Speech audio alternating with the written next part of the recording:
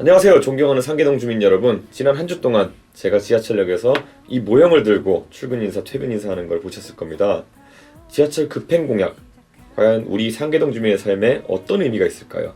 한번 오늘 자세하게 또 이 파워포인트 프레젠테이션으로 설명해 드리겠습니다. 네, 사실 왜 급행 지하철 공약을 냈을까요? 사실 이 정책은 집주인과 세입자가 공통으로 혜택 보는 정책입니다. 그리고 상계동의 교통 경쟁력을 업그레이드 시킬 수 있고요. 이미 9호선 급행에서 성공이 입증된 건 사례입니다. 그렇기 때문에 한번 설명해 드리도록 하겠습니다. 예, 이 공약은 집주인과 세입자가 공통으로 혜택 보는 정책입니다. 왜냐하면 상계동의 발전을 위해서 지금까지 많은 정치인들이 개발 공약을 언급했습니다. 예, 개발 공약이라는 게 뭐겠습니까? 지금까지 재건축, 재개발, 뉴타운이라고도 하죠. 그리고 또 상계동에 창동 차량기지와 도봉 면허시험장에 뭘 들여오겠다 이런 걸 보고 승부했는데요. 사실 이런 공약들 같은 경우에 성공한다 하더라도 집주인이 혜택을 독점하는 구조로 되어 있습니다. 왜냐? 그 혜택이라는 것이 대부분 집값 상승에만 국한되기 때문이죠. 그런데 상계동의 집주인과 세입자 중에서 이제 세입자 비율이 많이 증가했습니다. 일부 아파트 단지 같은 경우 65%에 도달한 곳도 있습니다.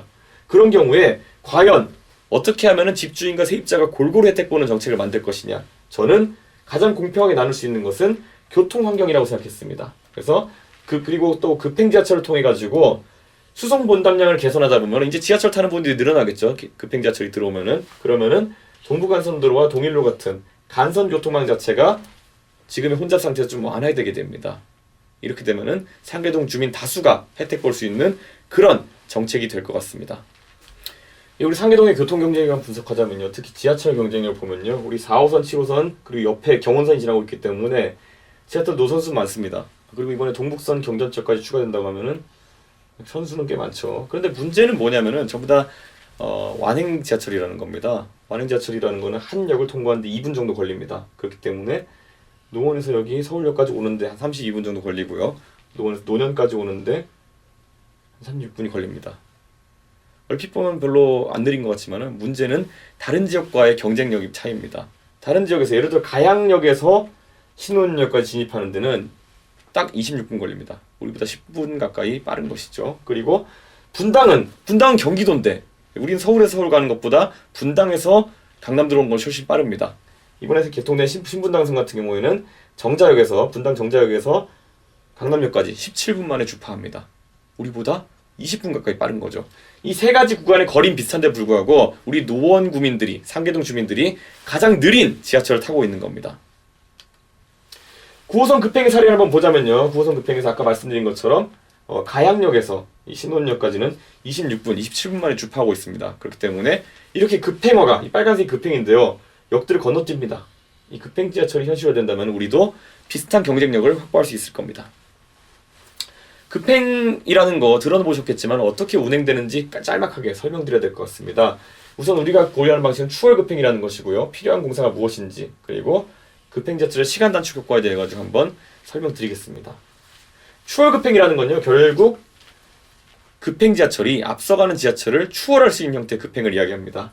자, 보통의 우리 지하철 선로 같은 경우는 이렇게 두 개로 되어 있잖아요. 그러면 두 개의 선로니까 앞에 가는 걸 추월할 수 없는 상태입니다. 지금 4호선이나 7호선 같은 경우에. 그런데 여기에 이렇게 옆으로 빠지는 대피선이라는 것을 일부 역에다 설치하게 되면요. 자, 보십시오. 이 빨간색이 완행 지하철입니다. 예. 완행 지하철. 한 노선에 완행과 급행이 동시에 운행되는데 완행 지하철이 이렇게 대피선에 미리 들어가 있습니다. 그러면은 그 사이에 초록색의 급행 지하철이 그 완행 지하철을 추월하게 됩니다. 예, 그렇게 되게 되고요. 그 다음에 이 초록색 급행 지하철을 통과하고 난 다음에는 대피선에 숨어있던 완행 지하철이 나와서 통과하게 됩니다. 이렇게 되면 어떻습니까? 아까 시작할 때는 완행이 먼저 급행이 다음에 왔는데 이제는 급행이 앞서가고 완행이 따라가는 구조가 됩니다. 이렇게 된다면은 결국 더 늦게 출발한 지하철이 더 빨리 출발한 지하철보다 목적지에 빨리 도착할 수 있는 거겠죠. 이게 지금 현재 9호선에서 운행되고 있는 추월 급행 방식입니다. 그래서 우리도 이런 대피선 같은 시설을 더 많이 설치할 필요가 있겠죠. 이 그림 블로그에서 포함하는데 그려주신 분 감사합니다. 그래서 결국 필요한 공사라는 건 대피선을 지어야 합니다. 일부 역에 대피선을 설치해서 앞서가는 지하철을 뒤에 따라오는 급행 지하철이 추월할 수 있게 만드는 것이 이 계획의 핵심입니다. 그리고 승강장 구조를 일부 변경해야 됩니다. 한쪽에 급행이 서고 한쪽에 완행이 설 수 있도록 그렇게 구분되는 역들이 필요합니다.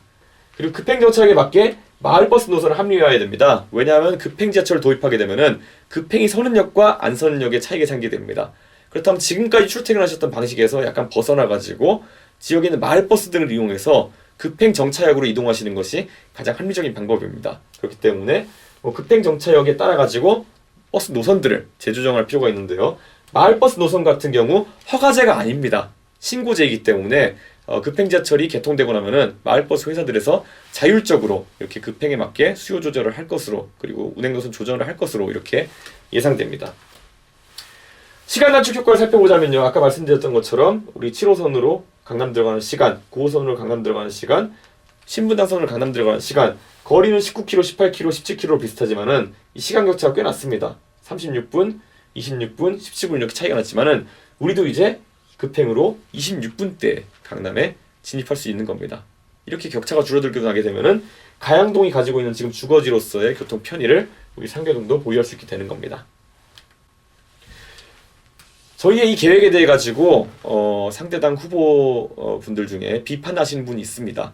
예. 제가 봤을 때는 상당히 연구가 부족한 분들이 아닌가. 왜냐하면 저희는 지금까지 석 달 가까이 교통 철도 분야의 전문가 교수님들과 같이 연구하면서 이 공약을 완성시켜 왔습니다. 그렇기 때문에 저희가 차근차근 어떤 유권자들이 가질 수 있는 의문점에 대해 가지고 먼저 답하겠습니다. 기존 지하철 급행을 추가하는 것이 가능한가? 공사 중에 교통 불편이 생기진 않느냐? 또 저 혼자, 이준석 혼자 할 수 있는 것이냐? 아니면 어느 정도 또 시간이 단축되느냐? 이런 질문도 있을 수 있고요. 익히 들어보셨을 GTX와의 중복 투쟁 아니냐? 이런 질문도 하실 수 있는데요. 한번 답해보도록 하겠습니다. 먼저 기존 지하철에 급행을 추가하는 사례가 있나? 9호선은 만들 때부터 급행이었기 때문에 가능한 것이고 추가하는 것은 불가능하다. 이렇게 말씀하는 분도 있습니다. 하지만 지금 현재 수원 지역 국회의원들, 특히 박광원 의원 같은 경우에는 박광원 의원 같은 경우에는 급행 지하철 계획을 수년째 지금 추진 중입니다. 그래서 현재 연구 용역 단계로 들어갔습니다. 국가 예산이 투입된 것이겠죠. 그래가지고 분당선을 86분에서 60분대를 줄이자. 우리와 비슷하게 현행 분당선에 대피선을 설치해서 급행을 하자는 방식입니다. 완전 동일한 방식입니다. 그리고 또 서울시에서는 5, 6, 7, 8호선을 운행하는 도시철도공사에서 최근에 3월 달에 발표했습니다.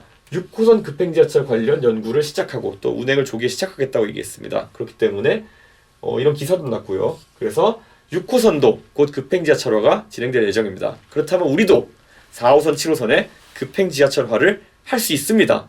이것은 의지의 문제이고 예산을 얼마나 끌어오냐의 문제이지 불가능과 가능의 영역은 아닌 것 같습니다. 네. 공사 중 교통 불편이 생기지 않겠냐 하는 경우 이게 또 아주 유효한 질문입니다. 하지만 비슷하게 급행화를 추진 중인 분당선 같은 경우에도 개차기로 하자죠. 이 땅 파는 것을 최소화하고 확폭 구조물이라고 합니다. 확폭 구조물이라면은 원래 지금 지하철이 이렇게 2개짜리 터널로 되어 있습니다. 가는 지하철, 오는 지하철. 이렇게 복선 터널 형태로 이렇게 구축되어 있는데요. 이 확폭 구조물이라는 것을 설치해서 틀을 세운 다음에 여기에 다 땅을 파지 않고도 옆에 추가로 확폭 구조물을 확보하는 이런 형태의 공사를 이미 분당선 연구 용역에서 진행하고 있습니다. 그렇기 때문에 분당선이 가능하다고 한다면 우리 7호선과 4호선에서도 이런 확폭 구조물 설치를 통해 가지고 급행지하철 대피선을 만들어낼 수 있습니다. 그렇기 때문에 현실적으로 가능한 아닙니다. 네, 이준석 후보 혼자 할 수 있겠느냐라는 말을 하면서 상당히 우려하시는 분들이 있습니다. 하지만 7호선, 4호선 급행화 같은 경우에 많은 후보들이 공통공약으로 내고 있습니다. 지금 7호선만 예로 들자면요. 자, 우리 노원병이 속한 역들은 수락산 맞은 노원인데요. 바로 밑에 중계 하계 같은 경우 저희 송범식 후보가, 그리고 공릉과 태릉 입구 같은 경우에는 우리 이노근 의원이, 그리고 밑에 먹골 중화 상봉 명목까지 우리 중랑구의 후보들이 같이 참여하고 있습니다. 그렇기 때문에 새누리당의 5명의 후보가 공통으로 공약하는 그런 아주 중요한 서울 지역의 새누리당 핵심 공약이 되었습니다. 그래서 지난 4월 2일 저희가 노원역에서 이렇게 다 같이 모여가지고 급행지하철 공약 관련해가지고 공통 발표를 하게 되었습니다. 그리고 여기 여러분이 잘 아시는 오세훈 시장님도 계십니다. 오세훈 시장님도 여기 이 자리에서 즉석으로 보시더니만은 너무 좋은 공약이라 하시면서 증인으로서 이 공약에 참여하시겠다고 하셨습니다. 그렇기 때문에 새누리당의 서울 지역 6명의 후보가 공통으로 추진하는 그런 공약이기 때문에 앞으로 국회 내에서 상당한 추진력, 탄력을 받을 것으로 이렇게 예상됩니다. 어느 정도의 시간이 단축될까요? 급행 지하철 같은 경우에는 급행 전차역을 어디에 선정하느냐, 그리고 대피선을 몇 개 설치하느냐에 따라 가지고 그 효율이 달라집니다. 그런데 7호선 같은 경우에 기존에 대피선 시설이 있는 역들이 몇 개 있습니다. 예를 들어 수락산역, 청담역, 광명사거리역, 온수역 등이 있습니다. 이 역 등을 최대한 활용하면서 거기에 대피선을 한 6개 정도의 단선 대피선을 추가해가지고 급행화를 추진하려고 하고 있습니다. 7호선 같은 경우에는 학자들이 제안하기로는 단선 급행 방식, 즉 뉴욕 지하철이 하는 것처럼 출근 시간대 한 방향으로 급행을 추진하고 퇴근 시간대 한 방향을 추진하고 그러면서 그 선로를 공유하는 방식으로도 검토가 되고 있기 때문에 앞으로 이 부분은 연구를 더 진척해서 주민 여러분께 보고하도록 하겠습니다. 그리고 4호선 같은 경우에는 양방향 수호를 고려해가지고 동대문 역사공원까지의 구간에 4개의 복선 대피선을 추가하는 것을 현재 검토하고 있습니다. 이 정도면은 저희가 예상하기로는 충분한 시간 단축이 가능할 것 같습니다. 이런 식으로 상계동의 교통혁명, 급행지하철 설명드리고 있는데요. 이 급행지하철 공약이 지금까지 경기도 지역에서 경기도지사 김문수 지사가 언급했던 GTX 공약과 혹시 중복되는 것이 아니냐 이렇게 얘기하는 분도 계십니다. 근데 GTX라는 것은 현재 지하철 1호선 경원선 구간과의 선로 공유로 운영되는 형태로 계획이 변경되고 있습니다. 우리 상계동 동북부 지역으로 올라오는 GTX가 GTX C 노선입니다.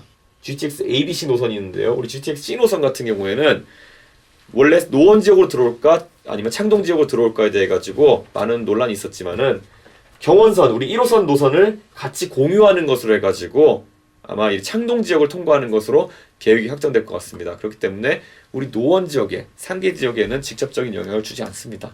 오히려 창동 지역에는 혜택을 주게 되어 있는데요. 그러다 보니까 우리는 우리 입장에서 이제 노원 지역에 혜택을 줄 수 있는 새로운 형태의 교통수단, 급행지하철을 선택할 수밖에 없는 겁니다. 그리고 한 가지 더 말씀드리자면요. 7호선 같은 경우에 지금 7호선이 포천 지역까지 연장될 그런 계획을 가지고 있습니다.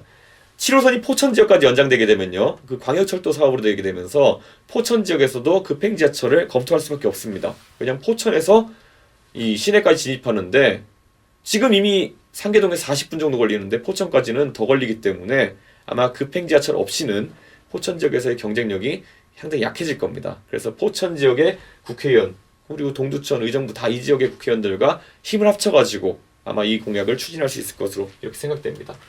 그리고 GTX 같은 경우에는 사실상 정착이 거의 없고요. 환승이 매우 불편합니다. 대심도 지하철이라고 우리가 하는 것처럼 아주 깊은 지하 40m, 50m에 설치되는 것이 GTX입니다. 그러다 보니까 우리가 생각하는 것처럼 어떤 도시철도 형태의 기능을 하기가 매우 어렵습니다. 우리 지금 노원역 환승만 한다 하더라도 지하 깊은 곳에 있는 7호선과 지상의 4호선 환승하려면 얼마나 힘듭니까? GTX도 환승보다는 경기도에서 사시는 분들이 서울 진입하는데 유리한 그런 구조로 되어 있기 때문에 우리 상계동 주민들 같은 경우에는 우리의 경쟁력을 위해서 또 다른 형태의 교통혁명이 필요합니다. 그것이 바로 급행지하철입니다. 지금까지 급행지하철의 여러 가지에 대해 제가 설명드렸는데요. 어떻게 보셨습니까? 사실 급행지하철이라는 것이 생소한 개념일 수도 있겠고요. 주변에서 말하는 걸 보면은 지금까지 정치인들이 우리 상계동 주민들을 많이 속여왔기 때문에 아니 이준석이가 하는 저 계획 성공할 수 있겠어? 이렇게 반문하는 분도 있겠지만은 저는 확신합니다.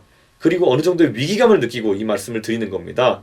상계동의 출퇴근 경쟁력이 다시 한번 업그레이드되지 않으면은 상계동은 과거에 출퇴근하기 편한 곳을 찾아서 아이 키우기 좋은 곳을 찾아서 오던 젊은 부부들의 주거지의 그런 위치를 다시 찾기 어려울 겁니다. 왜냐? 우리가 잠자고 있는 사이 다른 지역들이 주거지로서의 경쟁력을 많이 확보해가고 있거든요. 그렇기 때문에 앞으로 상계동의 국회의원이 되려면은 상계동의 비전을 이야기할 수 있어야 되고요. 그것이 저는 교통혁명이라고 생각합니다. 이번 선거에서 꼭 귀중한 한 표로 상계동의 교통혁명을 지지해 주시길 부탁드리겠습니다. 공약이라는 것은 서로 소통하면서 완성해 나가는 것입니다. 그렇기 때문에 이번에 저희가 4호선, 7호선 급행화에 대해 가지고 설명이 부족한 부분이 있다면 저희가 꼭 답변할 수 있는 기회 만들어서 소통하도록 하겠습니다. 감사합니다. 급행열차 타고 시작하면 좋겠네.